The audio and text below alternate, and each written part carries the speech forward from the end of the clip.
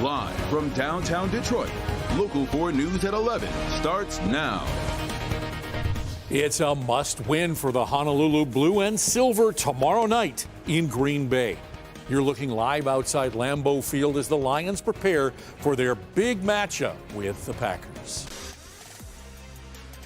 A Seahawks loss and a Lions win will send the team to the playoffs for the first time since 2017. Now, our team coverage starts right here with Hobie with a look at tomorrow's must-win game. Oh, Ron, it's a big one to say the absolute least. Well, after starting 1-6, this has been quite a turnaround for the Lions. And if everything goes their way, they'll turn into a playoff team. Now, the Lions must win and get some help, too, trying to reach the postseason for the first time in 6 seasons. Jamie Edmonds is live in Green Bay for us tonight.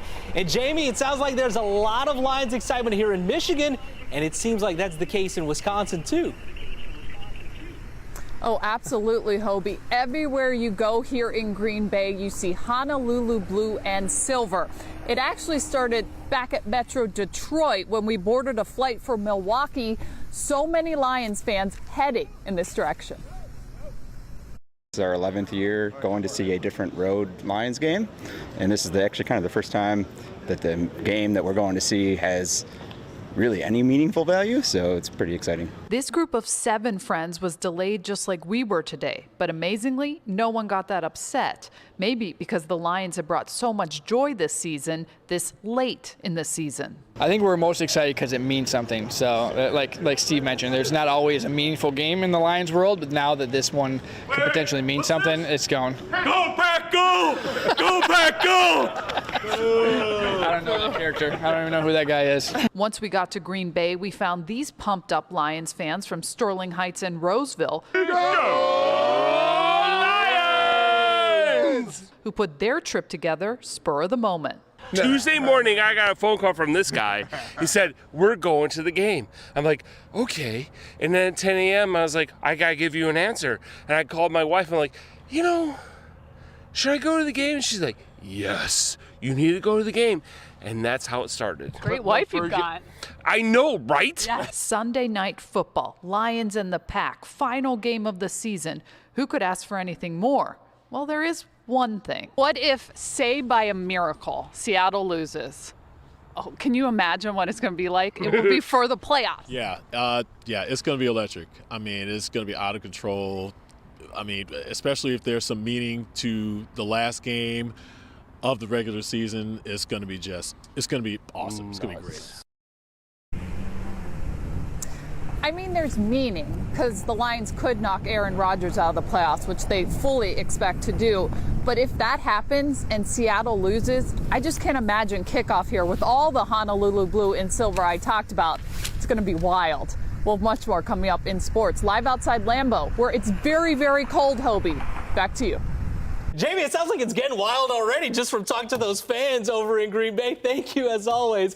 Our coverage ahead of Lions and Packers continues tomorrow night. We get you ready for Sunday's showdown starting at 6 right here on Local 4, leading into our Sunday Night Football pregame coverage at 6:30. The game, of course, right here on Local 4, and then follow us after the game for post-game coverage live from Lambeau Field with Jamie and Bernie as well. But Jamie's right. If Seattle does lose that game to the Rams, tomorrow night will be epic at Lambeau Field. And the fact that we're not talking draft in January, right now anyway. Isn't it crazy, though? The Lions and the Rams have been tied together because of the draft all season. Now we get to the final week.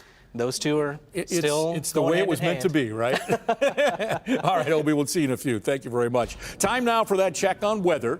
And let's get over to Brian with a look at things in Wisconsin and here at home. Yeah, Rod, definitely looking over into Green Bay for the game tomorrow. They're going to be a little more sunny than we will here in Metro Detroit and about 10 degrees colder. Game time temperatures only into the 20s heading into Green Bay tomorrow evening, while we will be here in the 30s working into Metro Detroit. Tower cam from Metro Detroit looking across the river over into Windsor. We've kept that cloud cover with us working throughout the entire evening tonight. Temperatures very slow to fall working through the late evening hours tonight as well. 31 right now here in Detroit. 30 over in Ann Arbor, 29 right now as you're working over into Howell, and 30 checking in with us late tonight working over into Adrian. The cloud cover stuck across the entire state throughout the evening into the late evening hours tonight. I'm expecting this trend to continue all the way through the overnight and through all of our Sunday. We'll go mostly cloudy skies tomorrow while we start off into the mid-20s. We warm up above the freezing mark by lunchtime, on our way into the upper 30s by the time we get to tomorrow afternoon.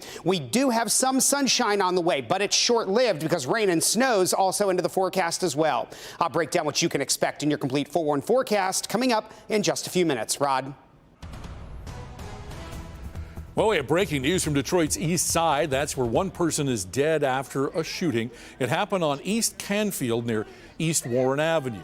Police say a man in his 30s heard a knock on the side door, opened that door, and then he was shot. We're told he died at the scene.